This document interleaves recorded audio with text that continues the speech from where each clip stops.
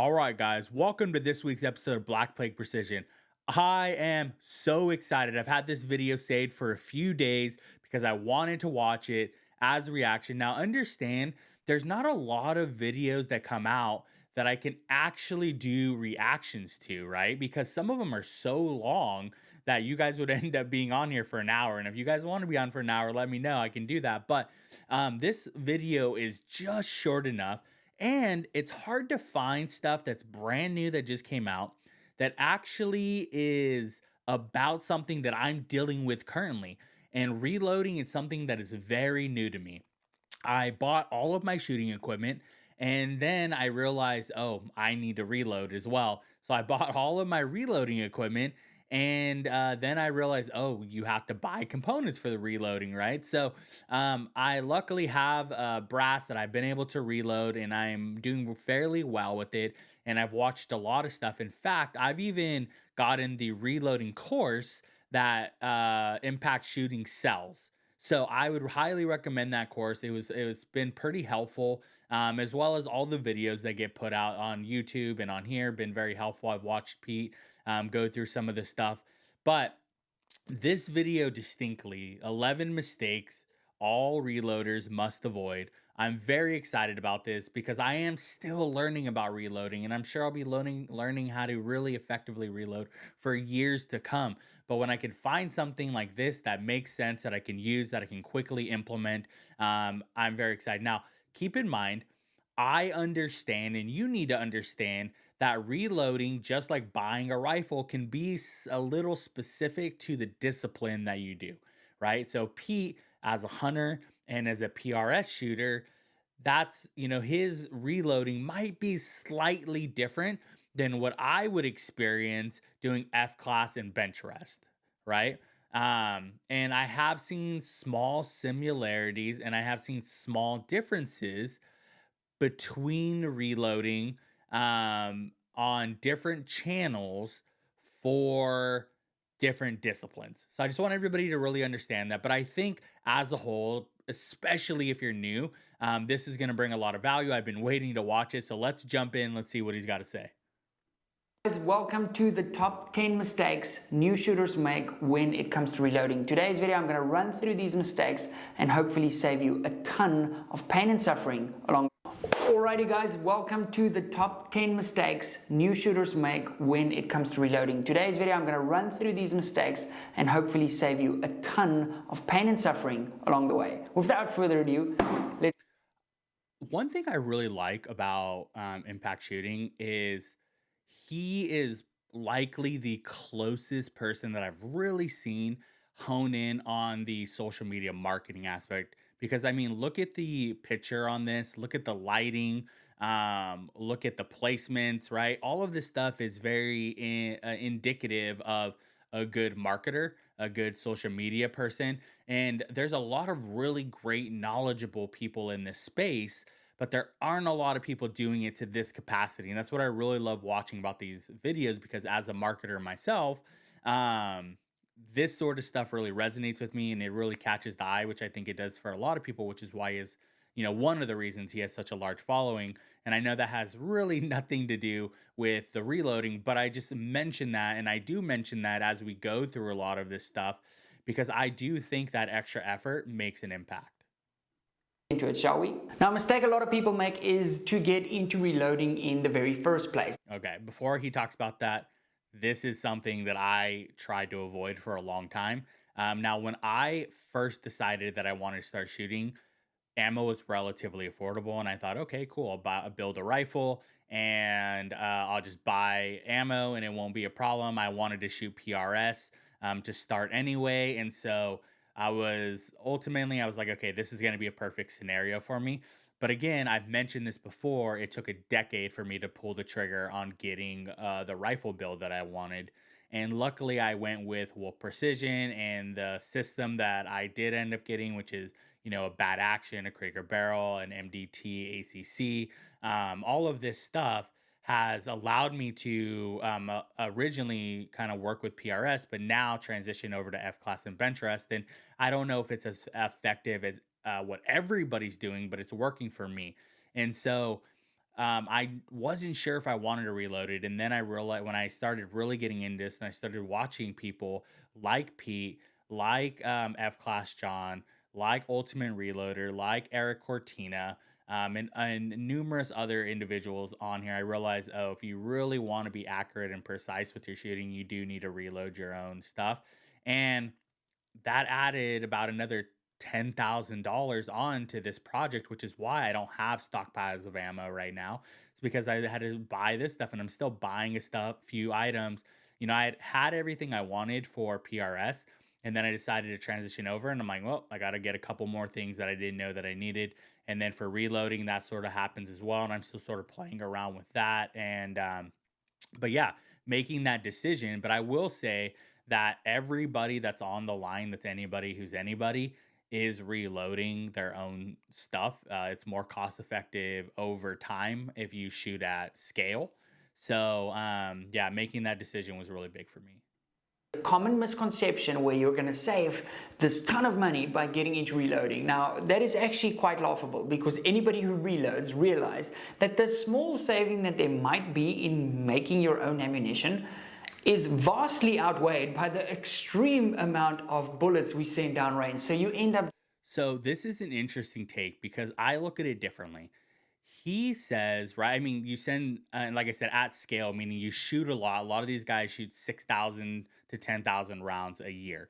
And you are gonna save essentially like maybe tens of cents, right, off of each round that you're sending. And I think at that scaling, it makes sense for the equipment, right? But we're not just saving in pure cost. You have to think about time and frustration that you are dealing with bad ammo, right? There's no way to know if the mistake was from your system or if it was from your ammo, like to fully 100% know. And at least if you're reloading your own ammo, now keep in mind now you're spending time reloading and things like that. And so maybe the cost doesn't, but for peace of mind and for being able to adjust and make things as accurate as you want them, I think cost wise, it does make a lot of sense because you're going in buying pre-made ammo and then you're just frustrated at the range because it's not working the way that you want it to work, and you spend $10,000 on a rifle system and now you're sending crap down the rifle. It just doesn't make sense. So I think in a way it does financially make sense, at least emotional intelligent wise. But yeah, it does. It will take a long time for me to recoup the money, and I'll have to shoot a lot of ammo for that to make sense. Shooting way more and it costs a fortune. I did a video really long ago, the true cost of reloading. When you start factoring in your time, the bullets, the barrel life, the gunsmithing, all of those things into that equation, it's still actually pretty expensive to reload, and you've got to offset all the wonderful bits and bobs and equipment that you've bought yourself. So you're gonna shoot a. That was the Super Trickler. If anybody was wondering what that system is, I own the Super Trickler. I run that. I think it's great. It is still a relatively new company comparatively to some of the other reloading stuff. So they're still tweaking it out, but I love their AI and they're constantly working on updated systems. A lot before you even break even. Now, it's important to note the reason you should be getting into reloading is not to save money. The reason you should be getting into reloading is to make handcrafted ammunition for your rifle, for your chamber, to get maximum performance out of your weapon system. Now, probably the biggest mistake guys make is when they're resizing their cases, they follow the instructions in the instruction manual. And this is why we never read instruction manuals. Whatever you do, don't set up your reloading die and turn it into touch the shell plate and then give it another 3/4 of a turn or half a turn. You will be oversizing your brass. And so this is an interesting. Now I run short action customs die. I have the seating die as well as their sizing die, and I did hear this a lot, right? Like bump it down to the plate and then, whatever. But that didn't never it never worked with me, right? It wasn't working correctly. And so a lot of stuff that I've done with reloading, I've just sort of used what I would consider common sense and like intuition and being like, this doesn't work. Like I don't know what they're saying, why they're saying that, but like this doesn't work. And this is a good example of that. Like it was getting oversized and my stuff was getting seated to like too deep, and I did have to back it off and for it to make sense. And so this does make sense. Now, I'm not saying don't follow manuals or don't listen like to whatever, like test it yourself so you know, because that's important through everything. But I know for myself, like there's just certain stuff where I was like, this isn't making sense. And that's sort of the issue with the reloading community is like people have different techniques and for different case uses, and people get really confused on what they're supposed to be doing. And that's why I'm sort of trying to sort through everything so you can maybe have a bit better guide on okay who might be more helpful for us in this situation. Result of that, that piece of brass is not going to last as long, it's not going to be as consistent, it's going to do way more work. In other words, every time it explodes in your chamber, it's going to move more than it should. Now, why do the die manufacturers tell us, Pete, to crank down our dies that much? This is probably because they want some kind of standard where they know that if you have a really tight chamber, that round is going to fit in there still. So they're trying to sort of cater towards everybody. But if you want to set up your die correctly, I'm going to link that video for you guys at the end, how to properly set up a resizing die. It is vitally important, and you're going to get such awesome results if you set up your resizing die correctly. Now, the other mistake guys make is they take loads from the... This is exactly what I was just saying, right? It's so hard because you're piecemealing everything together. You're looking at forums, you're watching YouTube videos, you're trying to talk to people that are into the industry. Like, I was so naive when I was doing this that I was like DMing Philip Vallejo, who works with Short Ass and Custom, who is he was a Marine Scout sniper. And why I thought that was appropriate, I don't know. I guess I just thought because he's in social media, maybe he'd be willing to answer questions. But I was like emailing, writing this guy, and he was like pretty gracious and wrote back a couple times and answered. And I didn't wasn't abusive about it or anything, but just like general questions, right? You'll see, this isn't uncommon and like with people who do this, write in their comments and things and DM them and they'll reply, right? That's good. If you're gonna be an influencer, you need to be able to do that. But he's regarded very highly. And I think I might have even done this to Pete once or twice.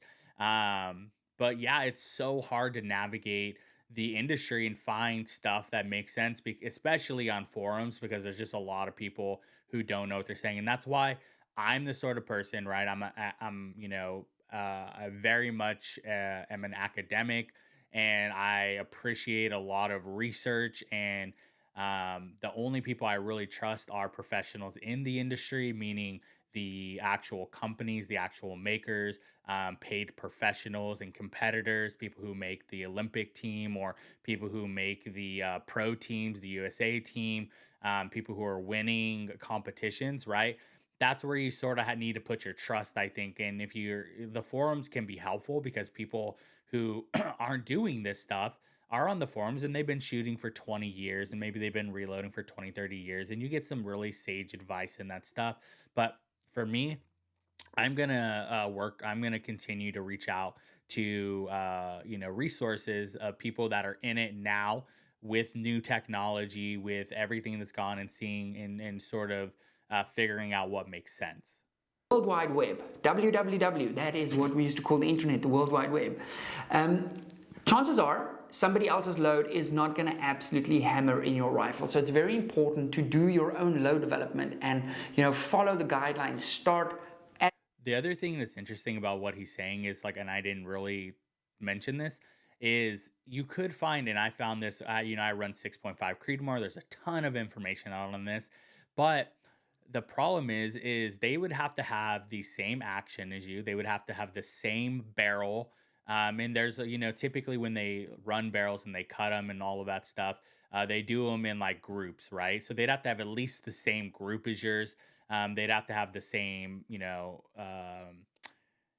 powder. They'd need to have the same brass. They'd need to have the same bullets, right? They'd have to have all of these scenarios for it to be 100 or not even 100, like as close as possible for it to make sense.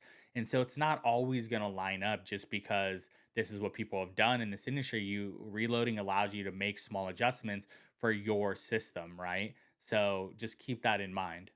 The minimum and finish below the maximum load, so you can get a good feel for what sort of pressure signs start to look like and those kind of things, because a load that is safe in another guy's rifle might not be safe in your rifle. And also the guy might make a typo or something silly like that and you end up blowing up your rifle and getting... One of my biggest fears is legit blowing up my rifle because I've seen people do it, especially when you sure, when you, now I'd say I built my own rifle, but I mean, I didn't actually build any of the components. I just put it together. It's adult Legos, right? So when I first did that, I shot my first down the range. I was pretty worried, right? I was like, hopefully I did this right. I followed the instructions, but you never really know. That was the first time I was scared. The second time was when I did my first reloads, and I was like, please do not blow up. I was safe. I did everything the way that I was supposed to do it. And I made sure I researched a lot, and I was very careful, and I was paying attention and all of those things. But still, first time, it's a little scary. And so you do need to keep that in mind. And what he sort of said is like someone might make an error. I do make sure I find like five or six areas, whether it's on videos or whatever, that is in the range of people are saying you should reload, right? So, grain wise, let's just say they're saying 50 grains or whatever. I find people that say okay, like 50, 0.2, 49.8, like whatever, and I find that multiple times and go like, okay, I think this is like a safe thing. It's from reputable sources and people that I can trust as much as possible, given what they're putting out there.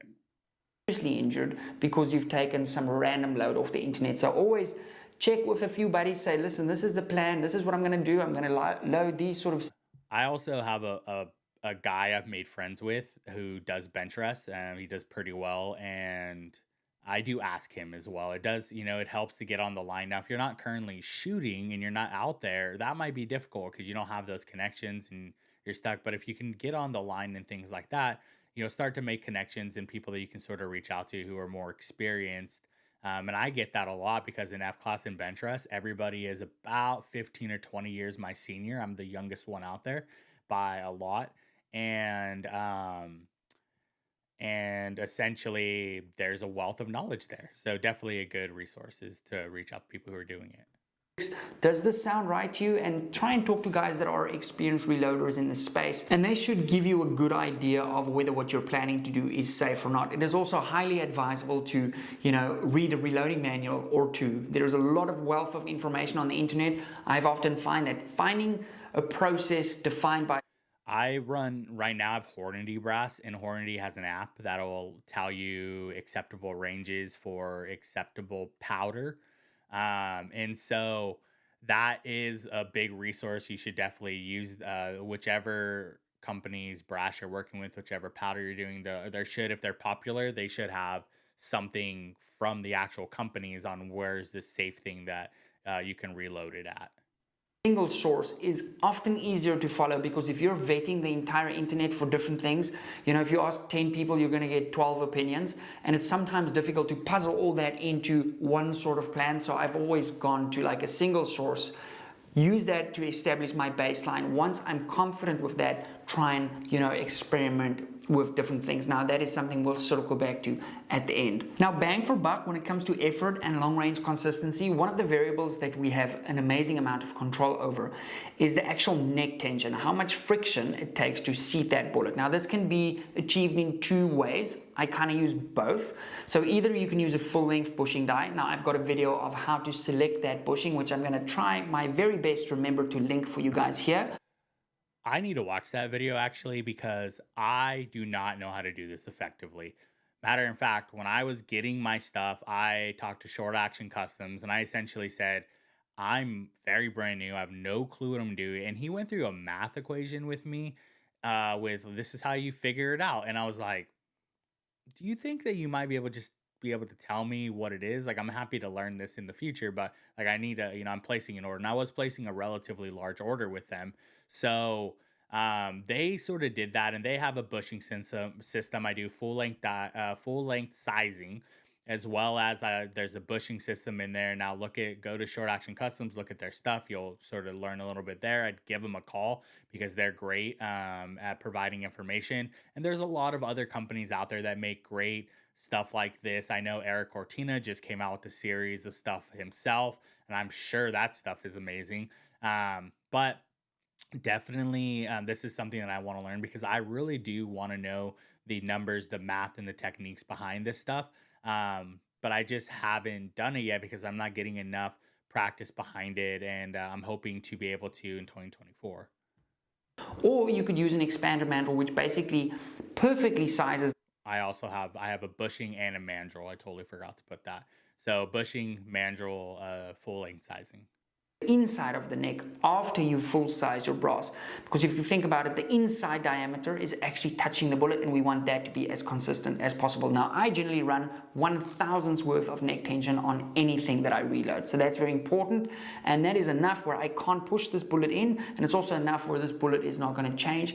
And very importantly, every single case is the same, and what that means is long range consistency. It's a consistent release of that bullet, the consistent amount of force required to seat that bullet, and that just means less vertical dispersion at long range, which is obviously key when you want to shoot something, beyond 500 or so yards. You're going to see vast improvements by controlling your neck tension. Now you can do that with a full length bushing.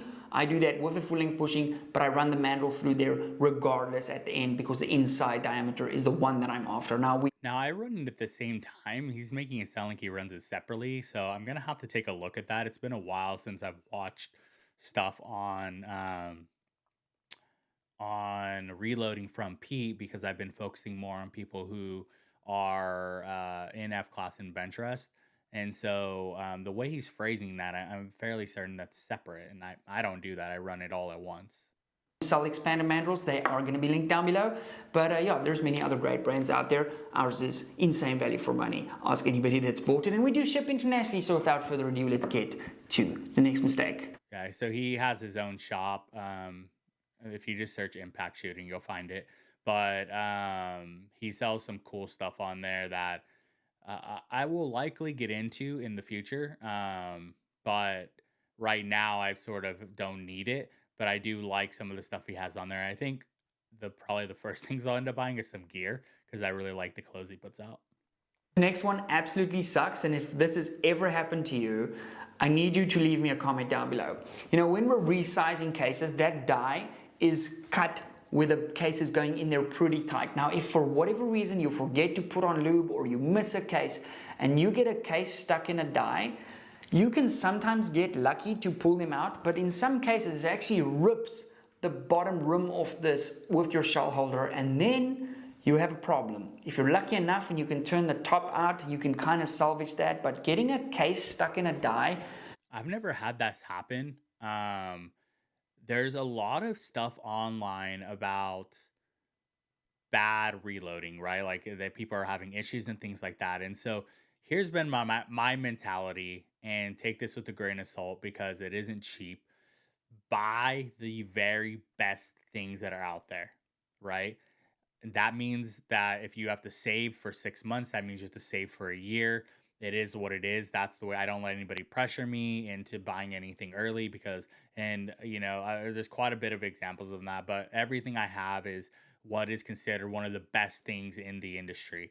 And so when I was buying my reloading stuff, and not to say there's not other competitive things, but like I got the Area 4190 press, and I bought the short action custom dies, and that sort of combination is some of the best things in the industry. Now, keep in mind the die is like $300 and something. The press is, I think it's maybe 1600 or something. I'll throw it up. And then I bought, the big dog stand for it and things like that. But I just wanted the very best. And I find that when you do that, then you have less problems. Now, keep in mind, Pete has what I have, right? I'm not sure what dies he runs. I'm sure they're great though, but he has the same stuff that I have, same trimmer, the same press, a lot of the same things, because he was part of my influence on some of the stuff that I was buying. So I'm sure that this is not impossible with the situation that I have. This could happen, but I will say I likely probably happens less, because he does have better stuff. And I am pretty diligent about making sure my stuff is lubed. And that's sort of the most annoying part about the whole situation. But I do make sure I do that. Because you didn't use enough lube is a horrible situation to find yourself. And I touch wood that I never find myself, or knock on wood, as the Americans would say, that I never find myself in that scenario again, because it absolutely sucks, and it's just such a waste of time, and it's such a silly thing and so easy to avoid. So when in doubt, use more lube. I like the Imperial sizing wax. That's the same wax I use. Now, I will say that I've used, because of the very close tolerances, right? Meaning that from the die, and the bullet going in, there's very, very little space in between them, and anything you put extra on the case is taking up space. And so I will say that it's taking me a while to get the right, like, essentially it's wax, right? So I do like one or two like swipes on the wax. I rub it between my two fingers, and then I rub it around the case, and that's been enough. But I have overdone it, and I have the same sticking problem because there's not enough space there. So it is a little bit of an art. You can spray and stuff as well. I've never done that.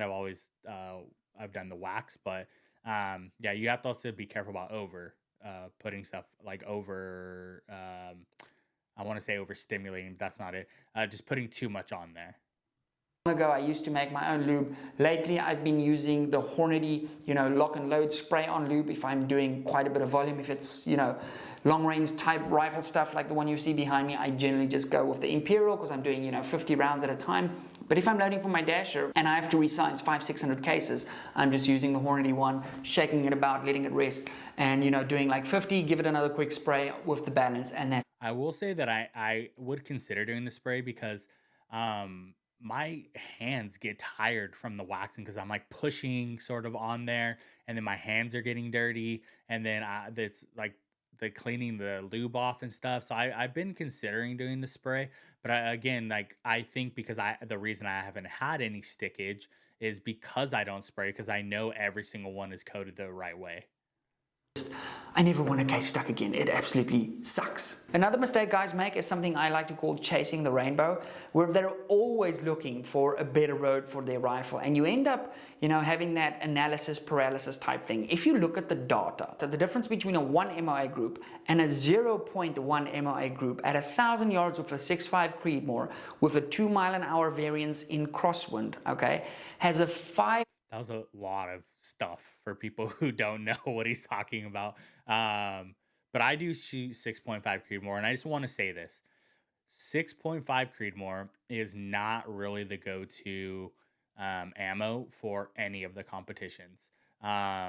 Maybe a little closer in PRS, but I find that a lot of people really are not doing it. They're doing some sort of 7 millimeter, or maybe if they do 6.5, it's not Creedmoor.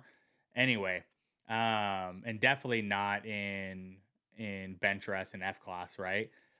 My mentality is that you can be the best shooter with what you have, right? And you can be competitive and you can win, but it's a matter of becoming a master of that round. And so many people are constantly chasing the rainbow, as he says, trying to find, oh, I'm going to go, like, I'm going to change to this, I'm change this. Every time you do that, almost like most of the times, you got to buy new dies, or you got to buy new inserts. And you have to learn, sort of the new powder measures for those, and people may use different powders, and you're spending all this time relearning like something new when you could just be mastering the things you're at. And I would say master, like, that's what I'm going to do. 6.5 Creedmoor is a competitive round, and maybe it's not the best round, but if I learn how to shoot it, if I learn how the wind affects it, things like that, I can make it just as effective as any other round. I believe that. And maybe in the future I'll find something that makes my life a little bit easier, right? Maybe it cuts through the wind a little bit better. It's easier to sight with trace down the line. But ultimately, I have everything I need to be competitive. And if I can't figure out how this bullet works with wind and temperature and the loads and things like that, that's on me to perfect that and become a master of the 6.5 Creedmoor. I like 6.5 because it's easy to find. All the makers make the brass for it. The bullets are out there, and yeah, it's not quite as good as some based off of like empirical data that's come out, but I think you could still win with it, and I'm hoping to try to prove that. So we'll see. Maybe I'm naive and I'm young and I don't know what I'm talking about, but for now, that's what I'm going to go with. I don't want to change anything out on my systems, and I'm not going to, as Pete says, chase the rainbow. Percent hit probability difference. So if you were going to hit 100% of your shots, you're now going to hit 95% of your shots. It's insane. So what does that mean to you? You do not need to shoot these super tiny groups to do well at distance. Just get something that is Unless you're shooting bench class, bench rest, or F class, then you do. And that's where again this sort of changes. But if you're doing anything outside of those, really, or even like well, some of the Olympic style shootings, but anything out of that, you're shooting like essentially you have like a 12-inch or 6-inch spread because you're shooting like a steel plate. So there's a small variance you can have, and you're still gonna hit as long as you're aiming and your stuff is all well. consistent, that you can recreate easily and practice your other skills that is so often overlooked. Now, I have very much a systematic approach to reloading, and I've got a free gift for you guys. I've got a checklist in the order that I go through my brass when it goes through my reloading process, because oftentimes we can forget, you know, if I circle back to this lot of brass in 2 months from now, but I've shot 7 other rifles since I've touched these, you can forget like, oh, have I? So that's an interesting thing about like a lot of these guys. They have a ton of rifles. I have one rifle. I have 6.5 Creedmoor. That is it.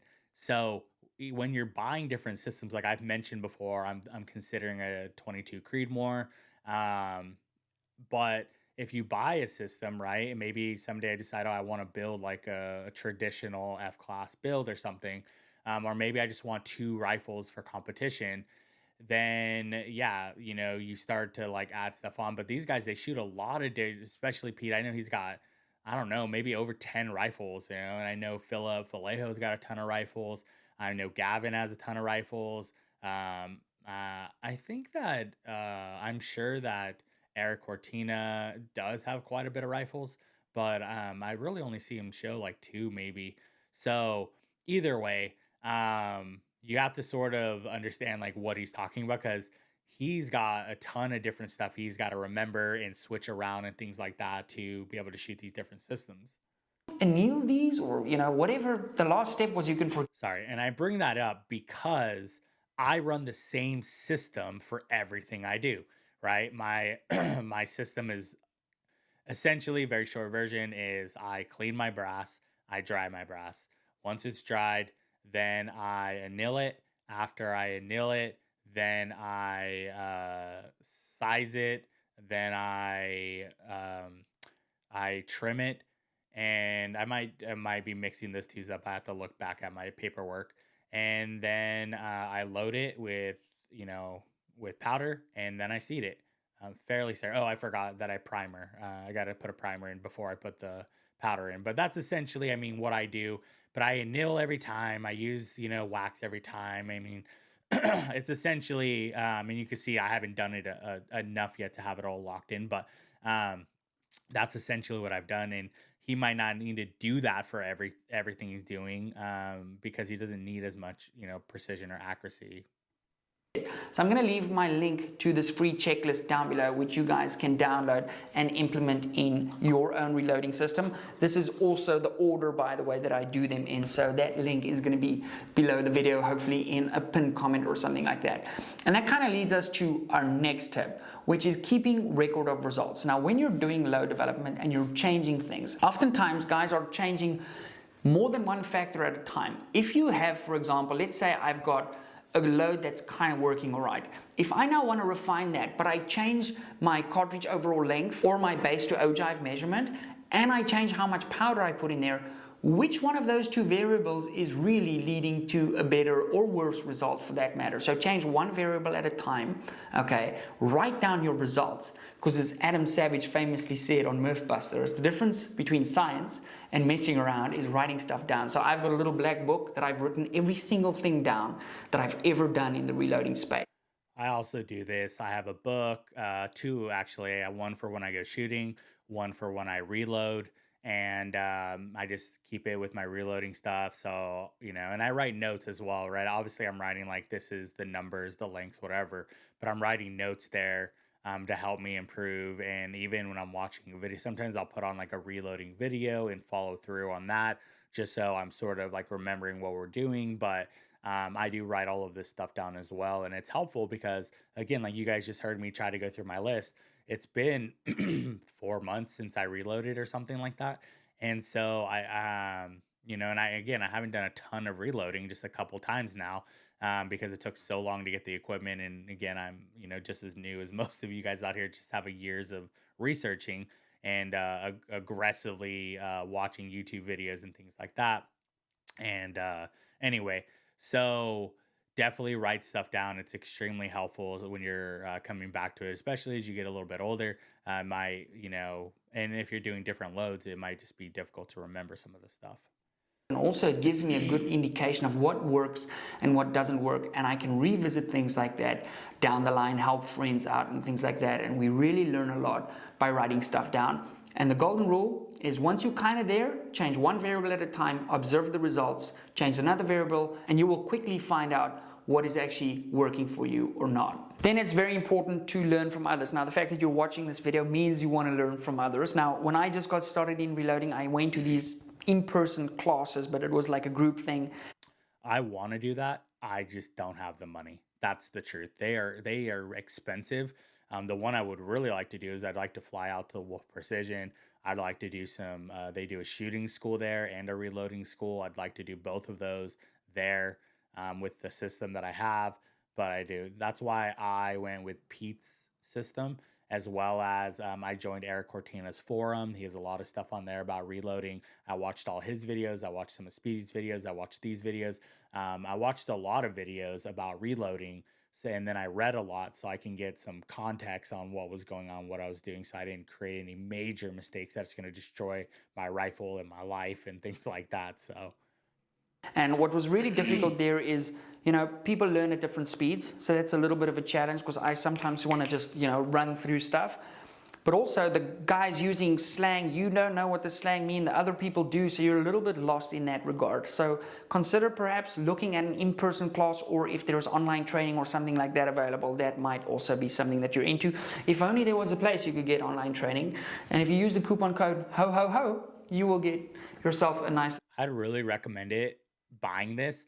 Now, I am releasing this on Christmas Day, and Pete on Christmas in between New Year's does run these sales, and his stuff, it becomes really like cheap and affordable, especially compared to going to spend, a couple $100s or thousands of dollars to go to in these in-person classes. You get to watch Pete's program for free, and or not, sorry, not for free, practically free.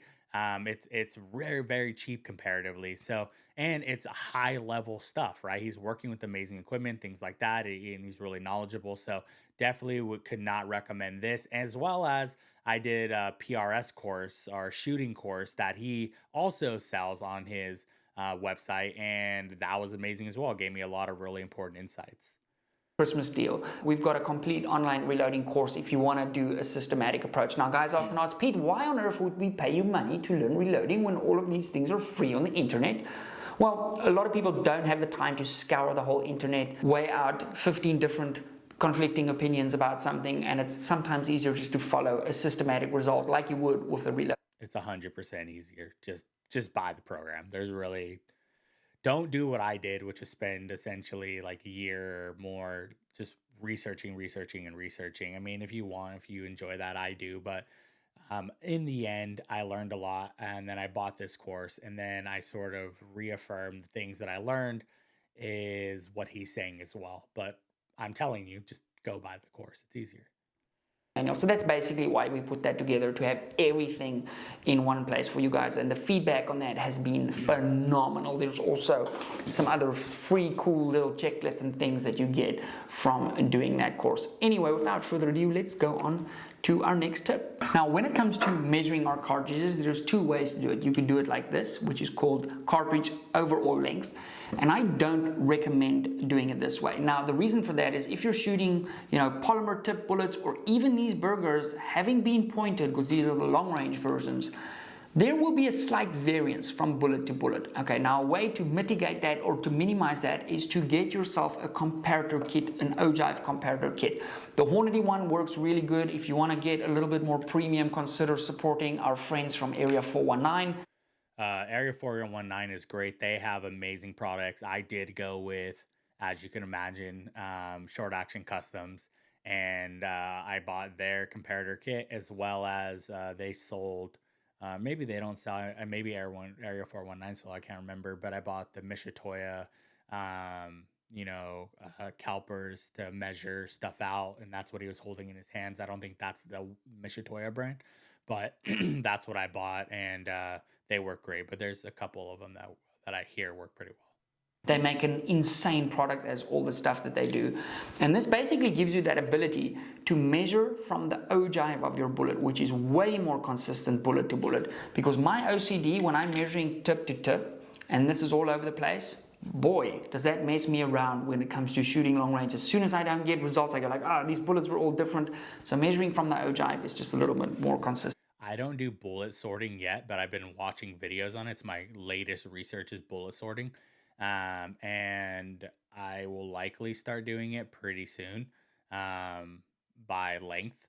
So I'm actually going to do a video on the company that I'm looking at doing, but, um, you know, that's it's sort of a delicate situation. You don't want to overburden yourself with this stuff, but there's certain things you do want to measure for consistency, and that is one of them. And that also ties in with our next tip. One of the biggest advantages of reloading custom ammunition is your ability to determine bullet jump. In other words, how far your bullet has to travel from the moment it leaves the case until the moment it starts engaging in the rifling, okay, or in the lands of your rifle.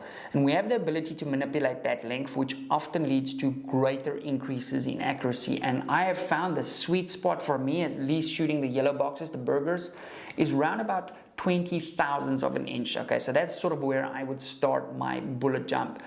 If I don't get results, I'll start manipulating that. But generally speaking, I'm kind of good to go when I'm about 20 thousandths from the lands. I hear 20 thousandths a lot. Again, I'm honestly not super, like, I really need to learn more about what that means distinctly so I can speak on it. But that 20 thousandths is what I hear everywhere. So I'm just going to take that at face value. And again, like, I just sort of followed a couple things. I just bought the best equipment so I can make things easier on myself. And you can actually do it with not understanding what you're doing, but you know you're doing it correctly because the systems you're following. Like if you were to follow Pete, but I like to know the why, right, and how to get there. Instead of just like, hey, this is the right way to do it. And the right way, it will get you there. It allows me to get on the range and be competitive. But if I really want to be knowledgeable and I really want to help people like I do with you guys, I need to really learn this stuff a little more in depth. Another mistake guys often do is telling their significant others what things cost in the reloading rooms. They have no idea. This is literally the first thing I tell my wife. I tell her how much everything costs because, we value each other. It's our money, and this is an expensive, sport to get engaged with. And again, I want to be competitive. I'd like to make a world team someday, or at least make some very high end teams, have some good standings. I'm still as novice can be in this sort of situation, but that's my goals. And I set very high, lofty goals, and so far I've been able to reach them. So that is what I want to do. But I will say that this stuff is expensive. And a good example of this, and I've said this on the last couple of videos I'm on it, because Seb is making Neo X's right now. I'm hoping I'm going to be on that list, but it's not looking like I might. I might be a little too far out. But the Seb Neo X, that is an expensive front rest, right? Almost $2,000. And that was the first thing I told my wife was like, hey, I'm on the wait list for this. This is about how much it's going to cost. I'm going to start saving for it. And I feel that if you're transparent in these situations and you let them know, and, granted, like, don't put yourself in the poorhouse doing this, especially since most people don't want to do it at the level that I'm doing it. And you can get things that are competitive that are cheaper. But if you want to be at the highest level of this and you want to buy the best stuff and be competitive, transparency is important. Have all your finances in order. I do, my normal job is I'm a realtor, a home loan guy, a couple other projects that I have. And so I work with people's finances all the time. And I would just say, like, just understand, like, don't prioritize this, but definitely be transparent on what's going on within your household. And it makes it a lot more fun. You don't feel guilty about what you're doing or whatever. Okay. If you're single, do whatever you want to do, right? There you go. So this Area 419 press that's just off the side here, that's $100. It's a freaking bargain. So do not make that mistake of leaving invoices lying around and things like that, because that's going to bite you in the ass. and it's not going to be good. Now guys, that's a wrap for us for the year. This is very likely going to be the last video of the year, hence my Christmas themed shirt that my friend Martin did for me. This shirt is, I've been literally looking at this shirt the entire time. It's sick. I want one. Like little rifles in, there's little bullets in. It's super cool. Thanks Martin for that. And guys, on that note, I want to really thank you for freaking everything throughout the year. It's been, I sort of wish he would have showed some of his reloading stuff. I know he's got plenty of videos, and again, he has a course on it, so he shows it, but sort of wish he would have like had a little bit more of it out. Phenomenal year on the channel. We've gone from strength to strength. We had 170,000 subscribers the other day. It is still mind-blowing to me that I get to do this for a living and get to share our knowledge and learn collectively. I love that. Over 100,000. I have 4, I think. So for the 4 of you that are out there supporting me, thank you very much. Please share, with your friends and stuff like that.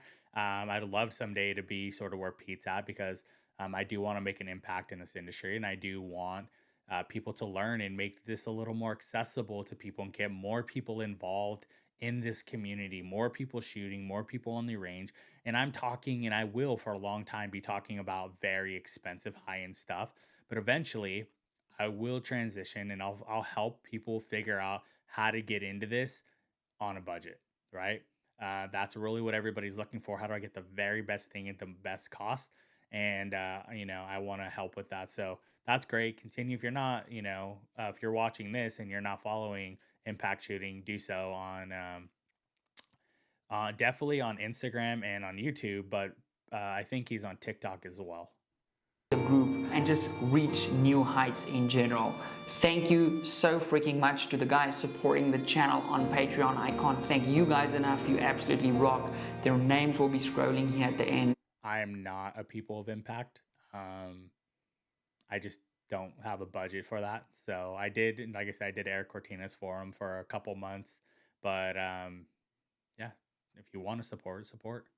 And yeah, I just want to say, if you're out Christmas time, you're driving around for the holiday, be safe out there. We go to the beach here in South Africa, so it's going to be very hot, it's going to be very sunny, it's going to be very lekker, as we would say. And then towards the new year, I'm going to head overseas. We are going skiing in Switzerland for a few days into the new year, so I'm super excited for that.